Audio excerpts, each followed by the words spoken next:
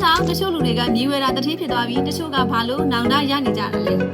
အဖြေကရန်ရိုးရှင်းပါတယ် E + R = O ပါပဲ even မြေဈေးတက်နေတဲ့စီးပွားရေးအခြေအနေပြောင်းလဲနေတယ်ဒါဟာဝါတို့အားလုံးပြောင်းလဲလို့မရတဲ့အပြင်ဘက်ကအရှိတရားတွေပါ response ဒီအချက်လက်ကိုသင်ကြားတဲ့အခါဘလို့တုံ့ပြန်တယ်ဈေးကြောင့်မှဝယ်မယ်လို့စောင့်နေမလားဒါမှမဟုတ်နေရာကောင်းကိုအခုကလေးကဥအောင်ဖမ်းဆုပ်မလားဟုတ်ကဲ့လုပ်ငန်းတွေမှာတင်းရင်ပိုင်ဆိုင်မှုကတိန်းတောင်းချီတက်မှုတက်လာမလားဒါမှမဟုတ်အဲ့ဒီတော့မှဝင်လိုက်ရမှာဆိုတဲ့နောင်တကိုပဲပိုင်ဆိုင်မလားဝါတင်ကြရတယ်လို့ပါပဲ even အဖြစ်အပျက်တွေကိုအပြစ်တင်နေတာကတင်းကိုဘယ်တော့မှအောင်မြင်မှုမပေးနိုင်ပါဘူး response တင်းရဲ့တုံ့ပြန်မှုကသာတင်းရဲ့အောင်မြင်မှုရလဒ်တွေကိုဖန်တီးပေးတာပါ